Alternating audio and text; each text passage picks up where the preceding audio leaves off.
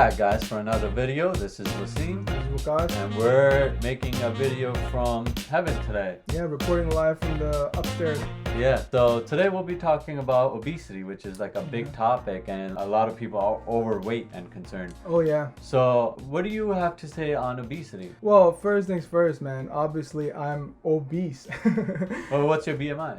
I don't even know. So how do you calculate BMI? Like, what's your weight? So my weight is like hanging around 213, I'd say. 213 pounds? Yeah, Or pounds. kilograms? Pounds. Okay. Like kilograms. I'd be like, And what's your height? I'm 5'11". 5'11". So what you do is you take your weight and you divide it by your height squared. Yeah. Right? So let's do that. What do you get? Let's just put it in here, bro. 29.6. Your BMI I just is made it to overweight. 26? 29.6. But well, obesity is a big problem these days, man. especially in our society with, McDonald's, people are eating fast foods a lot. It's cheaper, it's fast, and it fills you up and it tastes good. One thing I can definitely tell you is that I was 100% obese in my first year Right. and in my third year. What were you eating at that time? Like you just don't have time for things, so you just want to eat the nearest meal possible, which was fast food. Like So Taco Bell? Well, not really. I was in Harlem, so I get crown fried chicken. Oh, okay, there you go. After that, in third year, I was in Southampton, and so I only eat halal food, and so I resorted to go to fast food route again. The halal cards? Burger King. Burger King. Burger King on like a daily. I was going to Burger King on a not daily. gonna be Yeah, healthy. that wasn't good. So I definitely jumped up then to like 225. I don't even know. I think it was 225. Right. And I saw a lot of impacts on my health when that was happening. You feel fatigued. You feel tired. Right. You feel like, basically less energy, and you have like a slowing even in mentally. I'm not like mentally slow, but I could feel it on a day-to-day basis. I felt like I was just groggy. Yeah, groggy, not mentally clear, stuff like that. What are like other complications that you can experience with obesity? We know like sleep apnea, as you mentioned, is one of them. Yeah, sleep apnea could be one of them. You can also get metabolic syndrome, right? Right. That can lead into diabetes right. over a long period of time. And diabetes is really bad because it can cause microvascular, which means like it damages your blood flow in the long run. Yeah, the and small it's like blood a vessels. Chronic disease, right? And you gotta be on lifelong medications for it. Right. However, these are very serious things because you see it in the hospital on a day-to-day basis. Yeah. Right. So it's affecting your lungs, it affects your breathing, affects your heart. So you're damaging two major organs in your body with obesity, and then your liver also gets damaged, right? Yeah, your liver, everything like your blood affected. flow. So obesity is basically a risk factor for a lot of diseases, right? Even cancer, right? Even cancer. Yeah, cardiovascular, cancer, right. Pulmonary. It can affect almost every organ And people system. don't realize that eating fast food might save you time. It might taste good, but in the long run, it ends up hurting you. So I feel like it would be beneficial to take the time out to learn about good, healthy dietary habits and bring them into practice. Yeah. So if you were to go back to your first and third year where you said you were eating Burger King, even if you were so busy during that time, what could you have done to make your diet healthier? Well, I think the best thing that you can do is just be organized, because if you're organized, you can do meal prep and basically develop your own meals for the day that are healthy alternatives to what you're kind of coming into contact with on a day-to-day basis. So what do you mean by meal prep for the people who don't know? When you have a busy day, or just in general you have a schedule, you prep your meals prior to your schedule starting. Right. And then you have a meal ready for that day you don't have to worry about, and you eat that, and it's a very disciplined thing to do too. Right. I actually did that in medical school. Your week's busy, and your week is going to be busy. You have like the weekend off, classes and whatnot.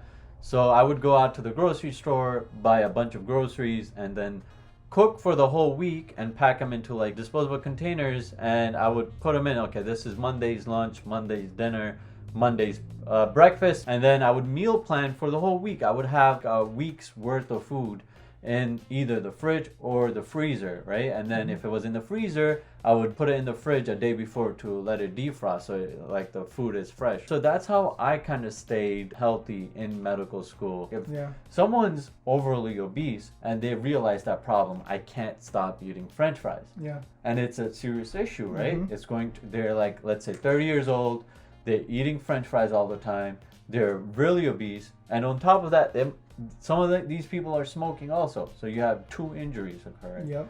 So for that person, what can you say to convince them? It's more dependent on that person to make an impactful change, because you're only going to encounter them for like 10 or 15 minutes in a clinical exam. So your words can only go so far.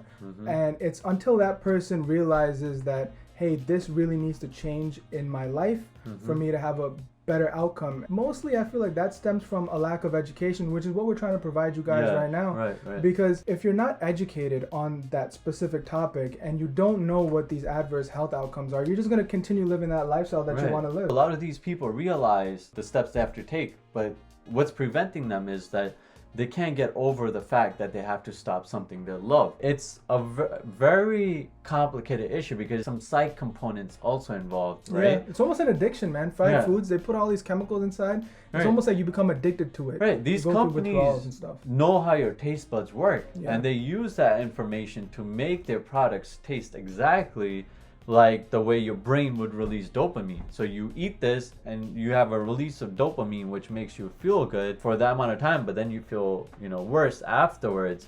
So you have to be very careful what you make a habit of. I feel like small long-term actions are better than one big cold turkey thing. Like just go crazy off one big thing. If you implement small change on a day-to-day basis, it becomes a routine to you. Right. After a while, that routine is going to become a positive health outcome on your behalf. So these small changes are more impactful than just saying, oh my God, you know what, dude, I'm trying to switch up my diet totally now. I'm going to eat celery every day. You're not eating celery every day if you're eating French fries every day. Let me tell you that right now. You have to slowly move towards the diet you want. Make small changes, but eventually keep working towards that major change. Intermediate activity promotes glucose entering into your cells without insulin, without the use of insulin. For diabetics, it's very helpful. Like if you're diabetic, you can exercise to kind of remove that extra glucose from your blood. For me, I took large steps and I forced myself to stick with them until I got to the point where I wanted to be. For example, exercise. I forced myself to join the gym. I was paying money, so I forced myself to wake up every day and go to the gym. Otherwise, I'd be wasting that money. So I stuck with gym for a long time, and eventually it became like a habit for me. And changed my diet to fit in with my exercise, and I felt much healthier, much better throughout the day because of those changes. What I wanted to add on is that you don't need to sign up for a gym membership to get your exercise. That was just me. You know how many YouTube videos there are, dude, on home calisthenics? Home calisthenics. I did that last year in Ramadan. Oh my God. I burned more calories, I felt like, than if I ran on a treadmill for 45 minutes within 10 minutes of calisthenics. No, there's so much information on YouTube. Like if you wanted to exercise, there's a lot available, and you should take charge of that and take charge of your life and control who you are. And I know it's difficult trying to remove all those things you like from your life. For example, French fries, Burger King, or Taco Bell, or pizza. I love pizza.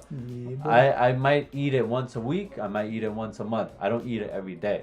So you have to make the hard choices if you want to improve. Just try a different lifestyle out. You might like what you're doing right now, but you won't know it unless you also try the other thing, right? And guys, we live in a digital age now where everything is accessible online. You can literally get something done online within 2 minutes.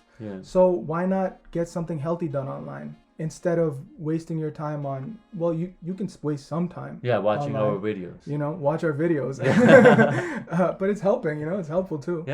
It's not that wasting time is such a bad thing. You need some downtime. For some mental clarity and stuff.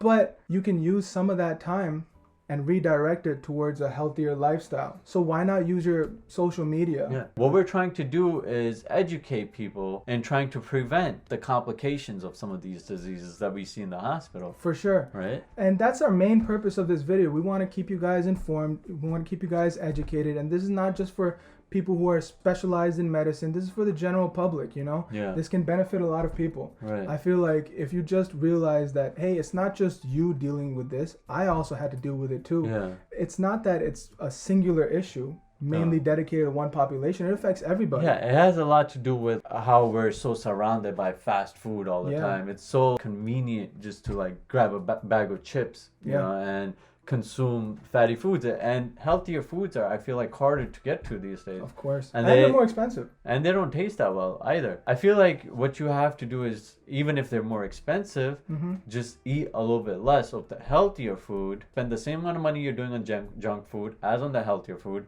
And eat that. Eat less of the healthier food than more of the junk food. Yeah, so basically what we're trying to say is stay hungry and stay healthy, because you have a social media. Use your social media, get some drive in your life, implement small changes, and understand these adverse health outcomes that we're telling you, because we're telling it from a personal perspective. We see this in the hospital. We see this every day. We've had to deal with this personally ourselves. And so we're trying to help you guys and help ourselves at the same time. Yeah. So if you guys found this video helpful or informative in any way, give it a thumbs up, like and subscribe, share our stuff, and there's more videos to come. Yeah, and let us know in the comments below if you have like any questions about obesity, how you can like what steps you can take specifically to get started on the journey. Yeah. Let us know. All right, guys. We'll see you in the next one. See you later.